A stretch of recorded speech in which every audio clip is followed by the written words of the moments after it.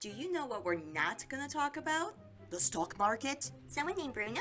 Yes, but we're also not gonna talk about the new Snow White and the Seven Dwarfs movie. Instead, I'm gonna talk about the original. Snow White and the Seven Dwarfs was the first full-length animated feature to be created in 1937, and it became the snowball effect for the rise of Disney.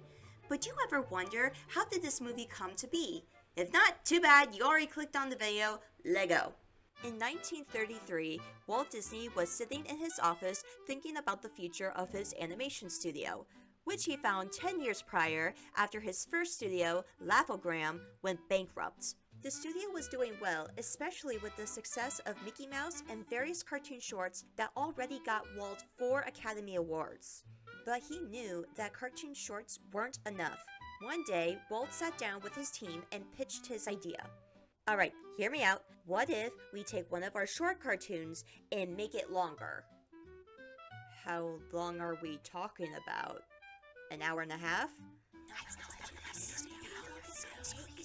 Okay, but what's it going to be about? Looking for inspiration, Walt turned to the list of ideas for his Silly Symphonies cartoons. And sure enough, one name caught his eye. Snow White. It had potential for a movie. The romance, the evil queen, 7 little men living under one roof. It was perfect.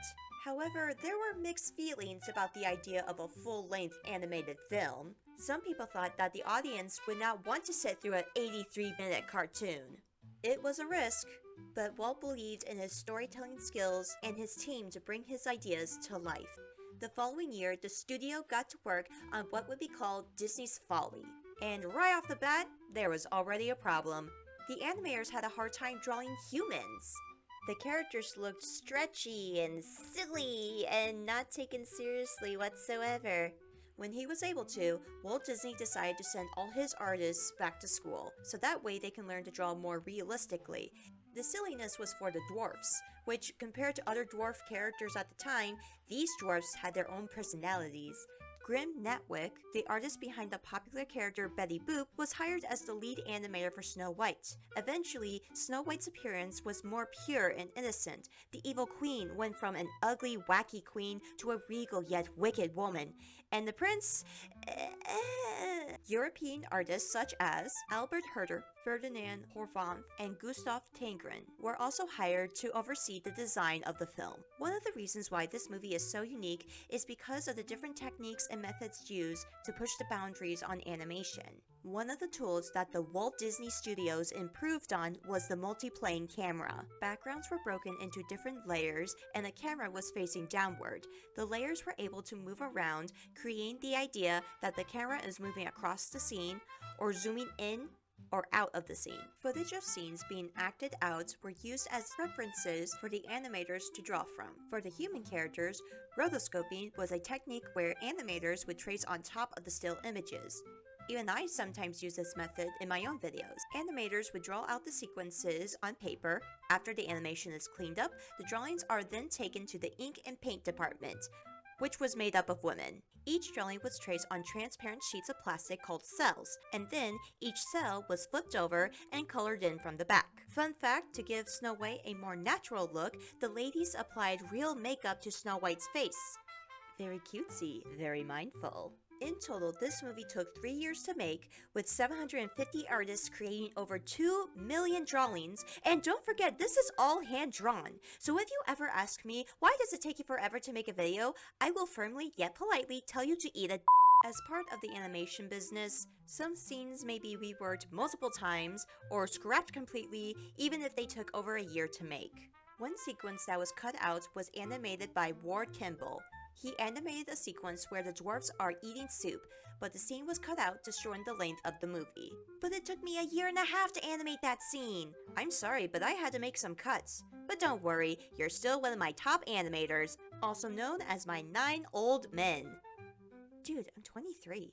With all this animation, there was a point where the studio ran out of money. Even after Walt mortgaged his home and sold his car, he still needed $250,000 to finish the movie. His only hope was to get a loan from this guy, Joseph Rosenberg, an executive from Bank of America. One night, Walt invited Joseph to the studio to show the amazing work already done for Snow White. Walt was desperate. He needed the money.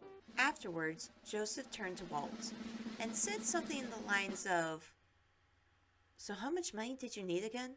My prayers have been answered. Snow White and the Seven Dwarfs cost over $1.48 million to produce, and on December 21st, 1937, it premiered at the Carthay Circle Theater. When the movie was over, everyone gave a standing ovation. All the hard work had finally paid off, and then some. The film made almost $8 million internationally, and on top of that, broke several records. It was the first film to have a soundtrack, the first film to have merchandise after its release. It even earned Walt Disney a special Oscar statue that came with 7 little statues that was presented by Shirley Temple. With that Snow White cash, Walt built a new studio in Burbank, California, where many more animated films were created in years to come. After its release, Snow White became the highest-grossing animated film for 55 years straight, and has been considered one of the best cinematic pieces of all time. This movie broke boundaries on what animation was capable of. Though Disney did not invent some of the techniques used or the concept of animation, he and his team improved it and brought it to a bigger audience. And that is why Snow White and the Seven Dwarfs is the fairest of them all. But not you. No, you're far from fairest. You're like the barest of them all, because you barely tried. Thank you for watching this video. Let me know in the comments which of the Seven Dwarfs do you relate to. I have to pick Sneezy because allergies. Don't forget to like and share this video because, let's be real, this has to be better than watching any Disney live action remake. Okay, bye.